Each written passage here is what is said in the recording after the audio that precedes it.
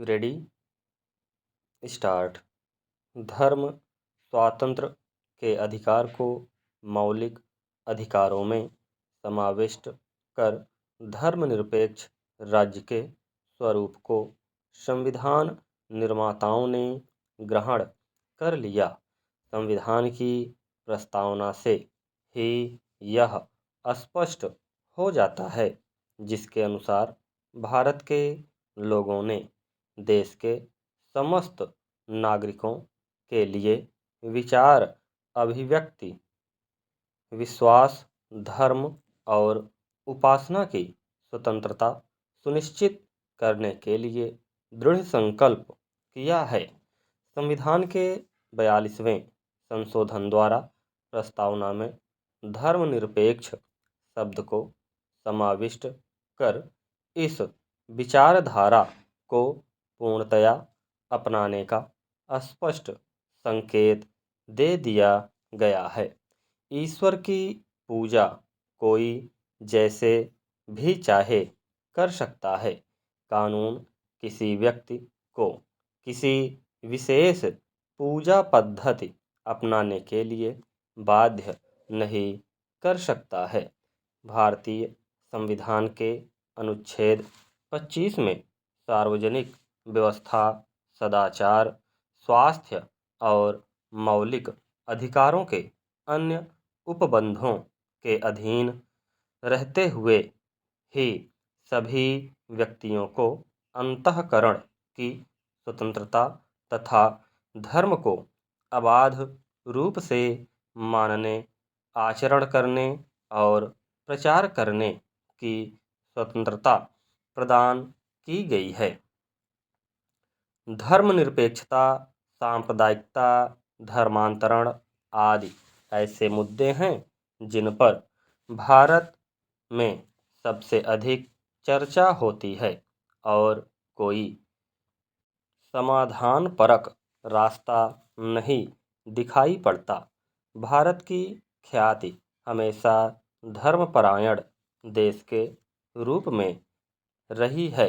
विशेषकर महात्मा गांधी के समय तक हिंदू, मुस्लिम, सिख, ईसाई की एकता की बात होती थी और सभी धर्मों में ईश्वर एवं सत्य की अनुभूति करने का प्रयास किया जाता था। आज़ादी के बाद भारत के विभाजन का वातावरण कई वर्षों तक बना रहा। उसमें हुए खून खराबे की विभत्सता ने भारत को कई शब्द दिए। धर्मनिरपेक्षता उनमें से एक था। भारत के संविधान में भी धर्म निरपेक्षता को सबसे प्रमुख स्थान दिया गया। बाद में इस शब्द का स्थान पंथ निरपेक्षता ने ले लिया। यदि हम धर्मांतरण के इतिहास का अवलोकन करें तो इसका पहला ऐतिहासिक प्रमाण 6वीं शताब्दी ईस्वी पूर्व का मिलता है, जब गौतम बुद्ध ने स्वयं 5 हिंदुओं को बौद्ध धर्म की दीक्षा दी और उन्हें बौद्ध बनाया। यही नहीं, बौद्ध धर्म ने सबसे पहले भारत की सीमा से बाहर जाकर सुदूर पूर्व के देशों में लोगों का धर्मांतरण कराया। हालांकि ऐसा कोई प्रमाण नहीं मिलता है कि धर्मांतरण के लिए किसी बौद्ध मतानुयायी ने किसी प्रकार की जोर जबरदस्ती की हो। धर्मांतरण का दूसरा महत्वपूर्ण ऐतिहासिक प्रमाण इस्लाम से संबंधित है।